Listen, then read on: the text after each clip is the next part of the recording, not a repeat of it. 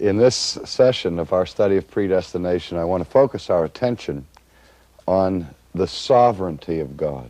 And one of the reasons why I think it's important that we really begin here with our study of the doctrine is that here is an area in which virtually all Christians agree. We agree that God is sovereign. How we understand the sovereignty of God may differ from Christian to Christian, but certainly we would all make the confession that God is sovereign. The third chapter of the Westminster Confession begins with these words: God from all eternity did, by the most wise and holy counsel of his own will, freely and immutably, that is, without possibility of changing it, God did freely and immutably ordain whatsoever comes to pass, semicolon. Let me take a breath there at the point of the semicolon. God from all eternity, according to his own holy and wise counsel, did freely and immutably ordain or foreordain whatsoever comes to pass. And I paused at that point in the seminary classroom and I said to my students, how many of you believe that statement? I have to understand this was a Presbyterian seminary, so these fellows were pretty well steeped in the Augustinian tradition, and I got like a 70% vote there that that large number believed it. And I said, okay, how many of you don't believe that statement? And 30 or so hands went in the air, and I said, fine. Now let me ask another question. I said, without fear of recriminations, nobody's going to jump all over you. We just would like to know. Feel free to state your position. How many of you would call yourselves atheists? And nobody put their hand up. And I went into my Lieutenant Columbo routine. There's just one thing here I can't understand. I said, and I looked at those 30 who had raised their hand, and I said, do you mind if I ask you a personal question? I said, I can't figure out why those of you who raised your hand saying you did not believe this statement didn't raise your hand when I asked if you were atheists. And they looked at me with a mixture of puzzlement, but the same kind of looks I'm seeing in your eyes here today. And I was saying, because if you don't believe this statement, you understand that fundamentally, bottom line, you're an atheist. And that was about the most outrageous thing they ever heard in their lives. And I said, well, let's understand that this statement that I've just read, that God has foreordained whatsoever comes to pass, is not a statement that is unique to Calvinism or to Presbyterianism. It doesn't distinguish the Reformed tradition from other traditions. It doesn't even distinguish Christians from Jews or from Muslims. This statement here distinguishes theists from atheists. And they were still puzzled as I continued this harangue. And I said, don't you see that if there's anything that happens in this world outside the foreordination of God, that if there's no sense in which God is ordaining whatsoever comes to pass, then at whatever point something happens outside the foreordination of God, it is therefore happening outside of the sovereignty of God. Because we understand that when we talk about God's ordaining things, there are different ways that God ordains things to come to pass. This doesn't necessarily mean that God jumps down into the planet and makes something happen through a direct and immediate personal involvement on his part. But the trick, I guess, in the statement has to do with the word ordain. All of that statement means is that God is sovereign over anything that happens. Anything that happens in this world cannot happen apart from divine sovereignty. We distinguish sometimes between God's efficacious will and his permissive will. You've heard those kinds of distinctions. But let me state it in the easiest of all possible terms. If something happens in this world by the power of men, by the power of nature, by the power of machines, God always has the power and authority to prevent it, at least, from happening. Does he not? And if he does not prevent it from happening, then that means at least this much, that he has chosen to let it happen. That doesn't mean he applauds it. That doesn't mean that he's in favor of it, insofar as that he gives his divine sanction to it, but he does allow, not in the sense of, again, approving all the time, but he does allow it to happen, and in so allowing, he is making a decision. And he is making it sovereignly. And he knows in advance what's going to happen, and if he decrees that it shall happen, he is retaining his sovereignty over it. Now, if things happen in this world outside the sovereignty of God, then that would simply mean that God is not sovereign. And the reason I brought up the question of atheism is, of course, if God is not sovereign, then God is not what? God. It's that simple. If God is not sovereign, God is not God. And if the God you believe in is not a sovereign God, then you really don't believe in God. You may have a theory of God, you may have theoretical theism, but bottom line, for all practical purposes, it's no different from atheism, because you're believing in a God who is not sovereign. Now, what are the practical implications of a non-sovereign God? Think of it now from the perspective of those of you who are professing Christians. I like to explain it this way. If there's one molecule in the universe running loose outside of the control of God's sovereignty, what I like to call the one maverick molecule, then the practical implications for us as Christians is that we have no guarantee whatsoever that any future promise that God has made to his people will come to pass. Remember when you were little kids and you learned a little rhyme for one of a nail, the shoe was lost, and one of the shoe, the horse was lost, one of the horse, the rider was lost, and one of the rider, the battle was lost, and one of the battle of war was lost. One grain of sand in the kidney of Oliver Cromwell changed the whole course of Western civilization. Tiny little thing like that can change the course of history. A bullet into the head of John Kennedy changed the course of American history. Now, if we have one maverick molecule running loose out there, we have no assurance whatsoever that that single molecule may not be the grain of sand in the machinery of God's eternal plan. It may be that thing that runs amok and makes it impossible, ultimately, for Christ to return to this planet. It may be the thing that destroys any hope for the consummation of the kingdom of God, and leaving all of those promises of God unfulfilled. There are no maverick molecules in a universe where God is sovereign. Now, I need to continue what the Westminster Confession of Faith says. I remember I gave you a semicolon. After that semicolon, the confession is quick to add that though God ordains whatsoever comes to pass, yet he does it in such a way as thereby neither is God the author of sin, nor is violence offered to the will of the creatures, nor is the liberty or contingency of secondary causes taken away, but rather established. So we're not talking about a rigid determinism that eliminates free creatures, but we are affirming a sovereign God who is sovereign even over free creatures. That is the point that the confession is making.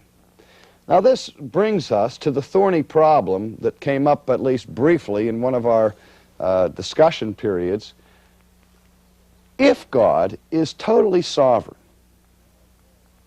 and if people are fallen and some perish, how can God, who is sovereign, allow evil in the world? How can God allow people to perish?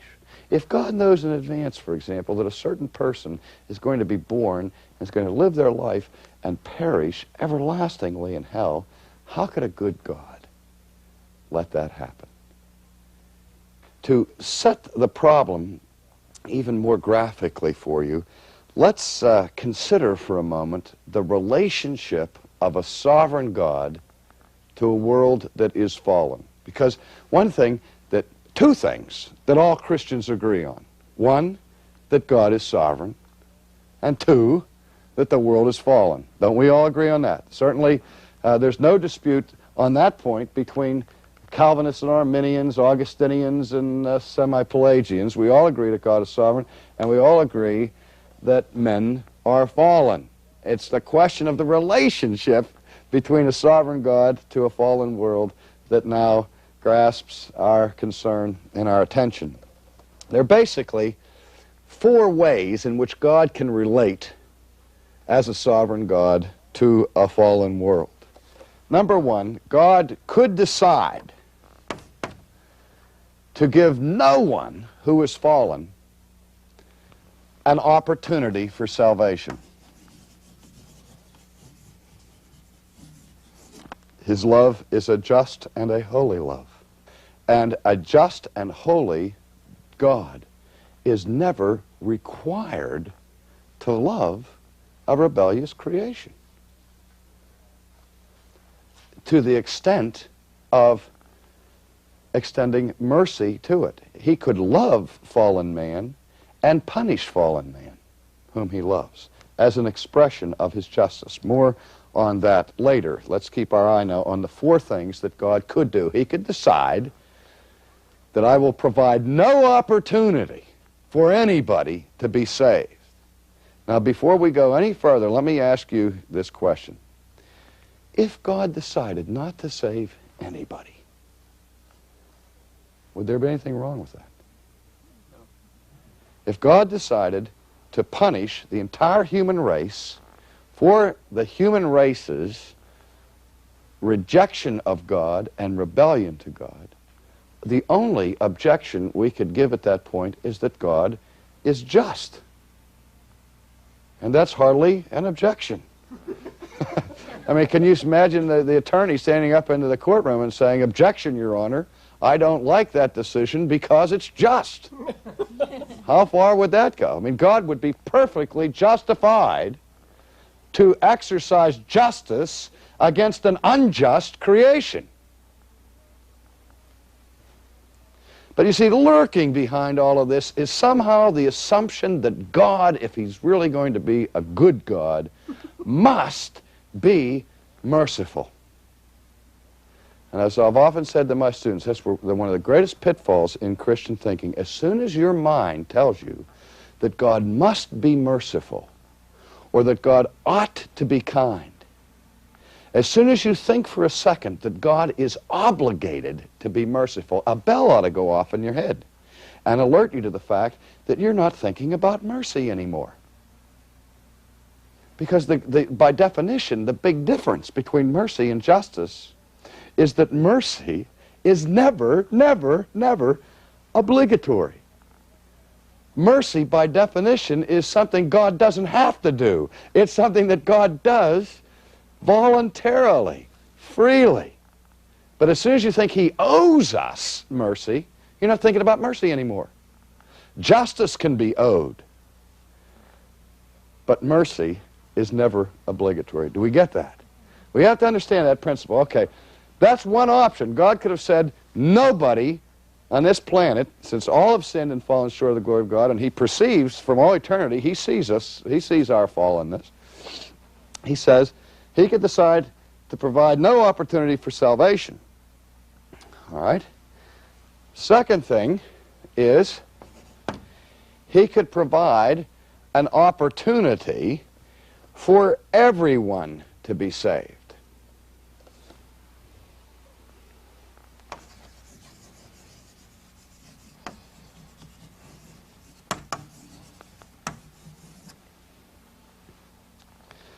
Actually, there's 6 things that we could do here, and I'm trying to shortcut this for the sake of time. And I'll just put in parentheses here, or he could create an opportunity for some people to be saved. But bottom line, God could give the world an opportunity for salvation. And set it up in such a way as that everybody or some of the people at least had a chance to be saved, but there's no guarantee that anybody would ever be saved. Okay? That's what we mean by opportunity. God is an equal opportunity redeemer in this scheme. The third option is that God, exercising his power and his sovereignty, could intrude into the human situation, not only providing an opportunity for salvation, but by so working in the hearts of fallen people, ensure the salvation of some. Or, let's put it this way, ensure the salvation of everybody. That is, God can intervene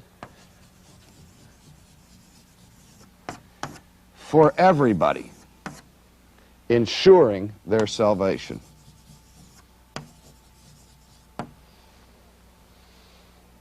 That is, in his sovereignty, he could so guide the steps of a person and so influence inwardly their hearts as to actually bring them to faith. Now, again, does God have the power to do that?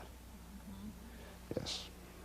Now, he could do that for some, or he could do that for everybody.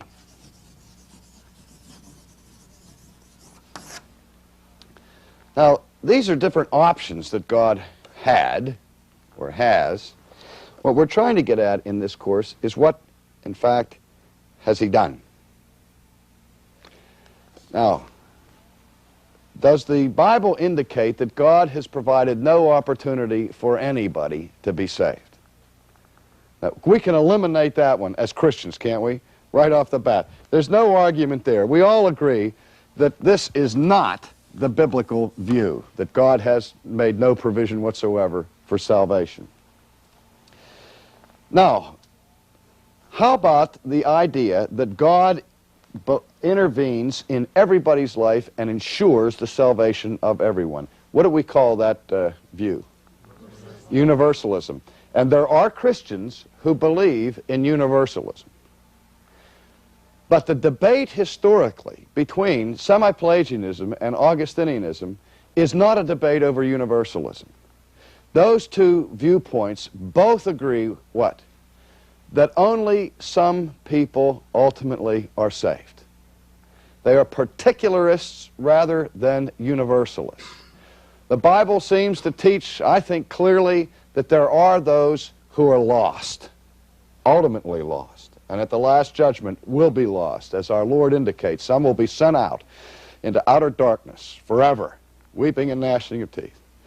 So we believe that there are some people who will never be redeemed. So, this one has to be eliminated. So, what we're left with are these alternatives. Either God gives an opportunity for all, or only some, or God does more than simply make an opportunity available. He actually comes in and intervenes and ensures that some people are saved. Now, this is what we call, that should be some. God makes certain that some are saved.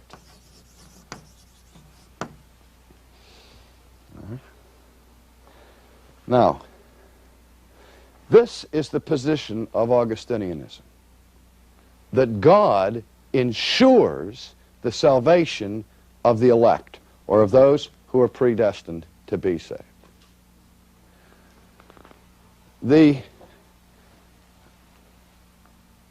non-Augustinian views fall under this category, one or the other, either that God makes it possible for everybody or some to be saved. Everybody has the opportunity, or some have the opportunity. Now, before we debate about which one is actually the case, let me ask this question. Could God ensure the salvation of everyone if he so decide? Does he have the sovereign power to do it? Now keep in mind that one of the most frequent objections to the Augustinian view of predestination is that God intervenes in the life of certain people and ensures their salvation, but he doesn't do it for everybody. Okay? And the objection from the non-Augustinian view is, hey, God, that's not fair. If you're going to do it for some, then you ought to do it what? For everybody. But you see that the person over here has the same problem. If this person believes that God has the power to bring everybody to salvation, and he doesn't, really that argument falls on the head here, because all God does in that case is give the opportunity.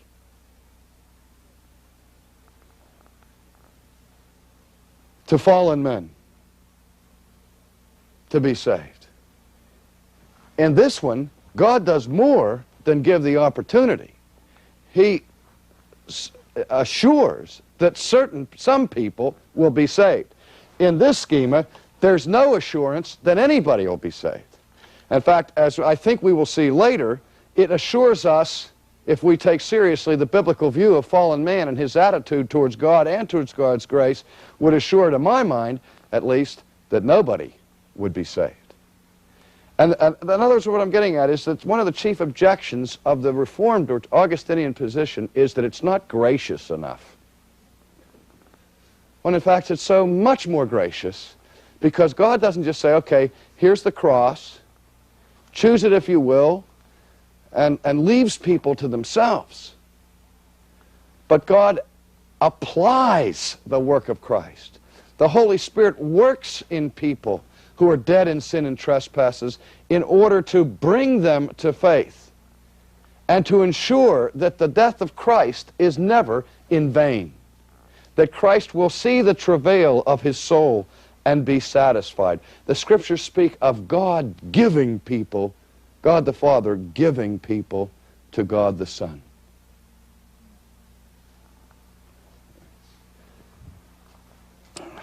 So what we have here is that the one scheme, what it has going for us is that at least theoretically the opportunity is given to everybody. Anybody who believes in the gospel can be saved. However, there are millions and millions and millions of people who never hear the gospel, who in fact don't have the opportunity. The only real opportunity, the only thing we can really talk about here is that some have the opportunity.